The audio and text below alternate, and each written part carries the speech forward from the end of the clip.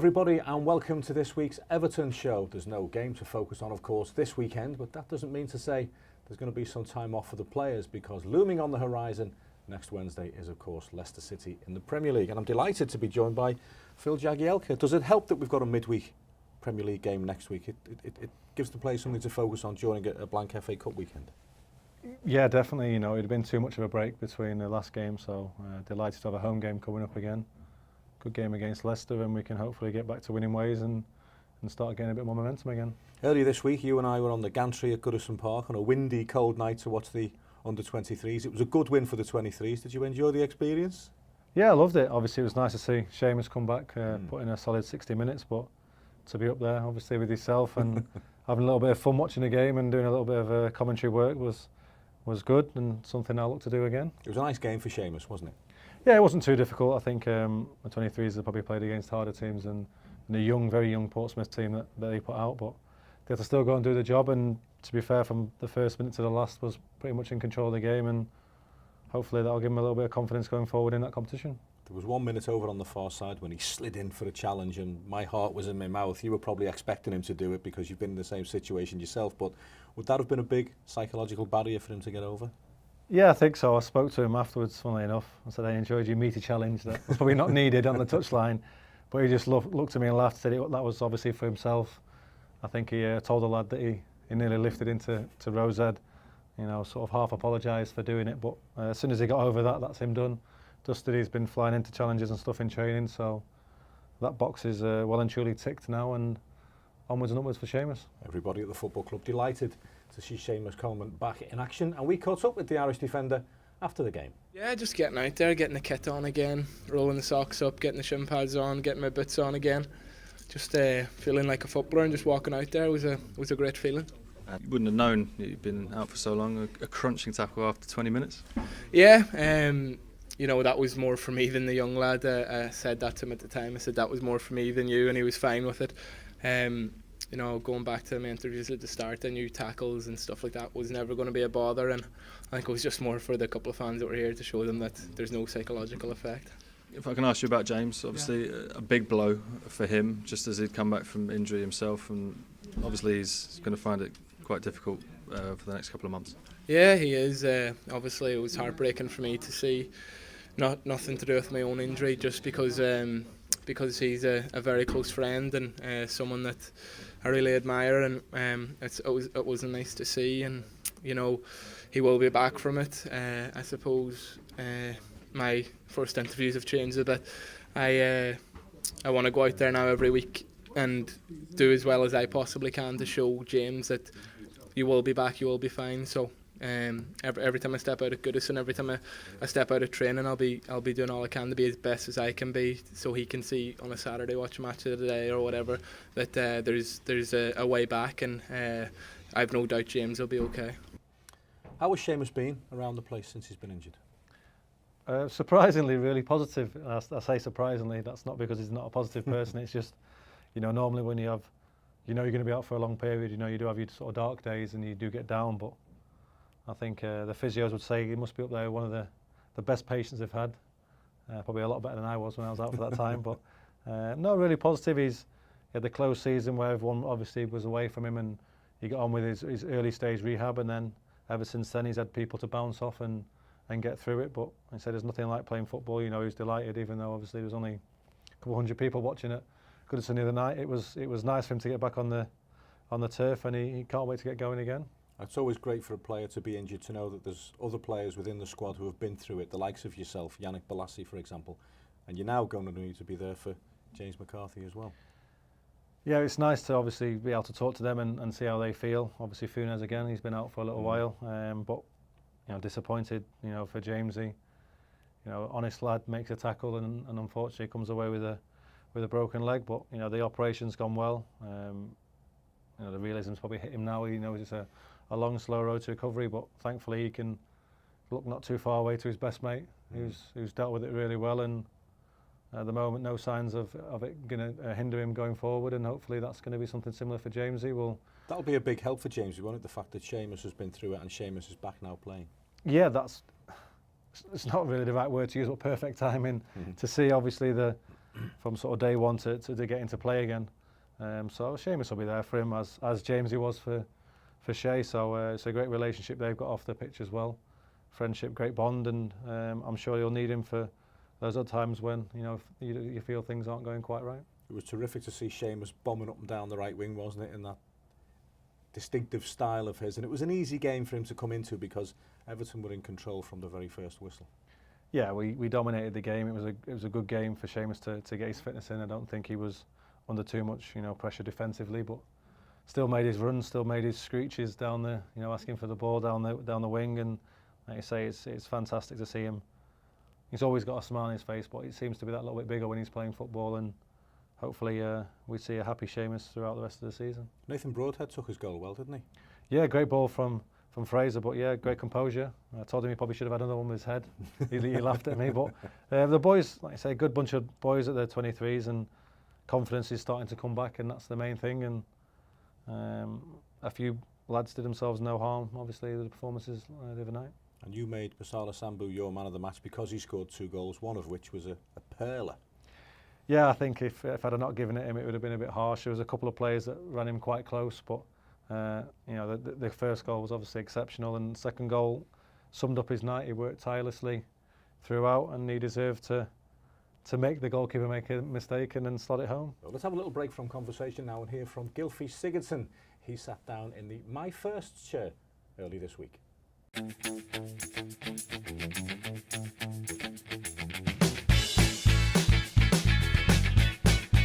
I didn't actually get my driving license until I was about 19, 20, so it was Audi Q7. Kind of silver, it was the Brazilian Ronaldo. It had something to do with his initials or his number or something. Probably playing football in the garden or inside with my brother. Got his brother older or younger? Yeah, he's older. Oh, So he had the ball and I was trying to get up. Theo Walcott. I think one of my first games in the Premier League. And I shot shirts with him, so that's I think one of my first ones. I've normally sung Stand By Me. It's quite easy, I can kind of talk through it. I don't know, it must have been something back home in Iceland for doing something wrong. Let's just leave it at that. Gylfi's coming into a little bit of form, Jags, and he showed that he's got an eye for a goal, which we knew anyway. Yeah, we definitely knew that. We knew he's obviously a great set-piece taker, and he takes his chances when he gets one. Struggled to probably find those moments in the early part. He probably had a disrupted pre-season, the bids being accepted, not being accepted, going on tours, not going on tours, and came to us probably not in the full match fitness condition he would have hoped, and came to us when we possibly were in our worst period as well. So it was a difficult start for Gylf, but turned the corner. He's always put a shift in, and I think that's starting to pay off now. He's took a couple of his goals fantastically well, obviously set up by some people nicely, but no, great lad to have around the place as well. And it's nice to see when the goals start flying in, the assists and stuff, and it's nice to see he's finally settling in, and hopefully can be the linchpin for us moving forward. What were you doing on the right-hand side of the penalty area in the Merseyside derby? Often in training and stuff I make silly runs, so it sort of went for one at that time. Quite a few people have asked me the same question, and there's no logical explanation except for I was back in the playground as a kid and running down the wing, enjoying myself. Somebody else who's enjoying himself around the place is Jordan Pickford, who's settled into the football club really well and is performing well on the pitch as well, as indicated by his award, England Under-21 Player of the Year. Yeah, it's great for the boys to get something like that. Obviously Jordan's a smashing lad, lively, bubbly, as most goalkeepers are, and it's nice he's pulled off some great saves. He's match-winning performances at a time, or ended up keeping us clean sheets with some fantastic saves and decisions and things like that. You forget how young he is. He came with a big price tag, and everyone wasn't too sure whether it was too early for him to sort of cost that much money, but know, the way I see it, it's getting in quite cheap, and hopefully he'll be here for a long, long time, and you know, can put himself down with the fantastic goalkeeper this club I've had before, and he's started off pretty well. He certainly has, and that's just about it for part one of this week's programme. After the break, we'll hear plenty more from Phil Jagielka. We'll also hear from Leighton Baines, and we'll hear from Adrian Heath. Welcome back to part two of this week's Everton show. Now, a recent and most welcome visitor here to USM Finch Farm was Adrian Heath, and she was very much a part of the glory days here of the mid-80s. He's currently coaching in the MLS with Minnesota United, and I caught up with him to ask him how the inaugural season for his team had gone. Started very badly. Wondered what I'd let myself in for the first few weeks, but fortunately enough, and I'm glad to say that we got better as the year went on, and the second half of the season gives us a lot of optimism moving forward. So it's never easy. First year expansion team, bringing in 28 new players in the space of about 5 or 6 weeks, but you know, it has its challenges. But in the end, we ended up, you know, we made ourselves credible in the end, and really looking forward to the off season and now making 1 or 2 additions to improve it moving forward. Soccer, of course, has a tough battle, doesn't it, to make the very back pages of the USA papers because it's up against popular traditional sports. Well, it does. You know, the NFL is huge. College American football. You know, I was talking to somebody the other day. I think there's something like 30 colleges that play over 80,000 people every week. So that gives you an idea of the popularity of that sport. But the game, soccer, football, as we know it, is getting better, and I think we average now more than the basketball and the hockey crowds. So it's moving in the right direction. What have you made of Everton this season? It's been a strange one so far, hasn't it? I don't think anybody saw the start, you know, what we had coming. Obviously with the outlay and everything, and the optimism of what had happened the year before. So, you know, in the end, it's probably inevitable what happened. But, you know, I think that Sam's come in, obviously giving everybody a lift, giving everybody a boost. And, you know, I think now everybody can settle down and the team can start to play the football that we all know they're capable of. And you've played against Sammy Lee a few times, haven't you? Yeah, I'm old enough to have played against Sam as well, big Sam Allardyce, so that tells you. No, but, you know, obviously, I've had a really good day there today with the guys, and it's good to see them both. They're both really happy and excited to be here, and I think you can see with Sammy's enthusiasm on the side of on the field that I can assure every Evertonian that this guy is so determined to do well here, as he's been everywhere he's been, and I've got great admiration for what Sam Allardyce has done. So I think the club's in good hands. Talking of the MLS, Major League Soccer, how's Tim Howard? Have you spoke to T. Howe lately? Yeah, he popped over not long ago just to sort a few final bits and bobs with his old house out, so I met with him for a bite to eat, and yeah, he's still loving it.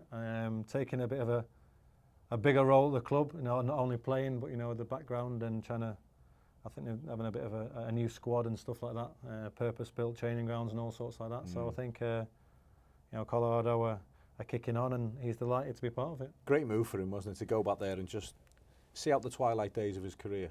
Yeah, he was always passionate about American, obviously, football. You know, he 130 appearances or whatever he made for his national team, so he never shirked his responsibilities that way. So I think to go back and give a bit back and get a bit more publicity and things like that, he'd done his time over in England, you know, fantastic years here, and it was probably the right move at the right time. Is the MLS something that you would ever consider in a few years' time? A good few years' time? Not sure how long you expect me to keep playing for, Daz, but it's different. I think with Tim being American and a goalkeeper, you know, the MLS looks for a certain type of player and all sorts. I'm not sure a centre back at 35 years plus is high on their list of agendas, but I'm quite happy as I am at the moment. You know, there's no family or anything to go back for in America, so happy trying to get in the Everton team week in, week out, and I've not looked that far ahead really. Try and add to your 368 first team appearances. One more and you draw level with Kevin Sheedy, by the way. Did you ever think you'd get to not far off 400 appearances when you first arrived at the club? Because it's some going. Not at all. You know, I think, you know, when I played previously at Sheffield, you have the Championship, the cup runs. There seems to be a lot more games week in, week out, and then obviously as you get older and Premier League's a bit less, and obviously the amount of players you're competing with and the quality and stuff, you know, in my 11th season to have averaged sort of 30, 32, 33 games a season or whatever it works out at is good going. So, you know, proud as punch to have got to that number, but hopefully not quite finished. Hopefully there's a few more appearances, go past Sheeds and then hunt down the next one and then go from there, really. You're only 60 odd goals behind him as well. Oh yeah, I thought so. I didn't think I'd be quite up there with that. 10 years or so, and every week when we're on the television, the commentators still get it wrong. It's actually not Jagielka, is it? Yeah, we have this conversation quite a lot. It's my name, it's my football name, it's what I've been used to getting called. I wouldn't pull anyone up. Don't get frustrated. Obviously, it's pronounced Jagielka when I have to do something into camera, and they ask me my name. I'm not going to say it wrong, but as football, it's my stage name, if you like. Commentators, Jagielka is absolutely fine. It's what everyone expects, me to turn my head round to. So Jags doesn't sound exactly. It sounds rubbish. So calling myself Jagielka is absolutely fine.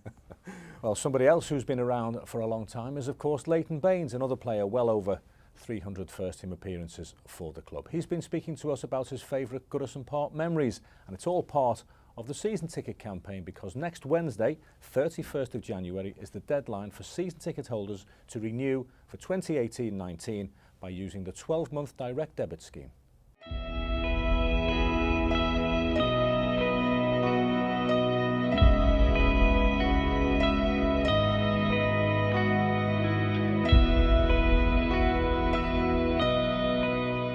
It's one of those traditional grounds that are becoming rare in top flight football now.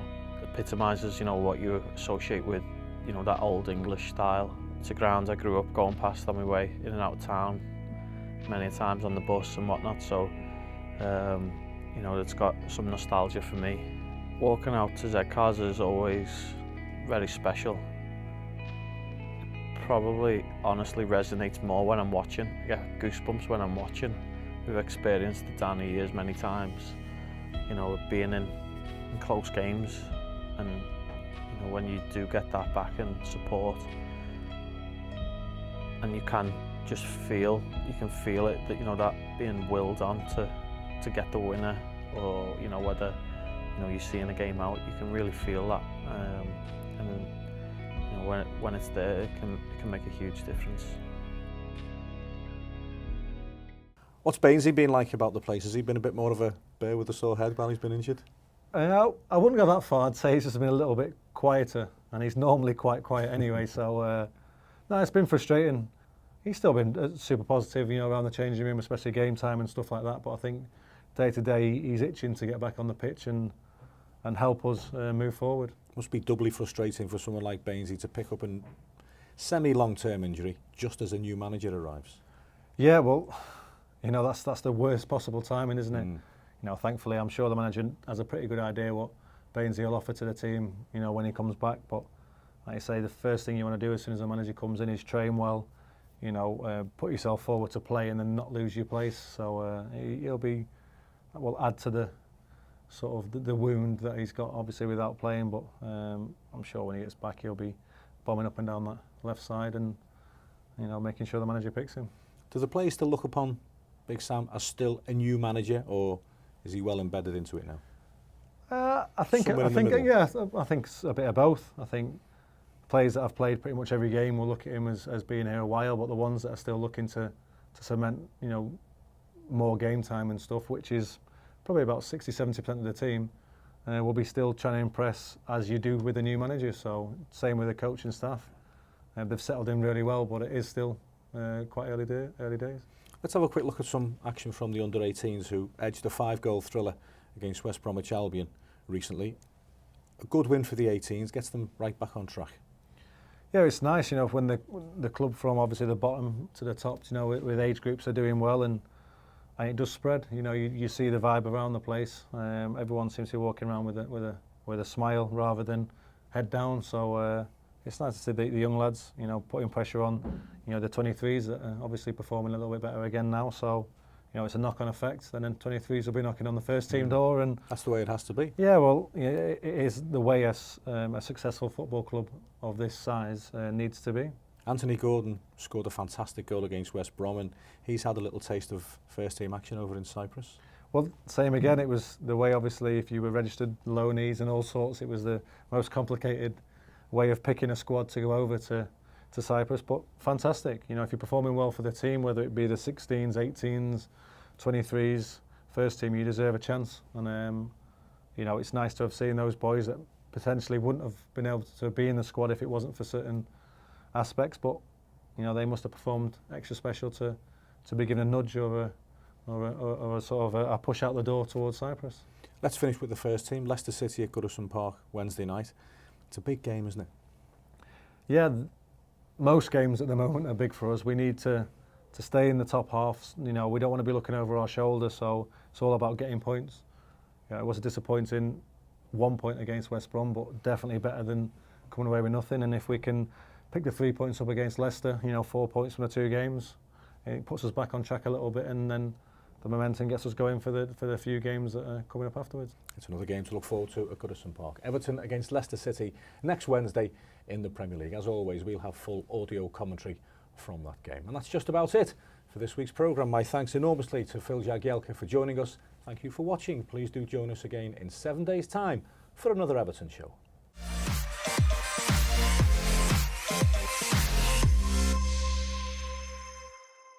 You've been watching the Everton show on YouTube. Thank you very much indeed for joining us. I hope you've enjoyed it. I'm sure you have. Don't forget to subscribe, and that way you catch every single future episode.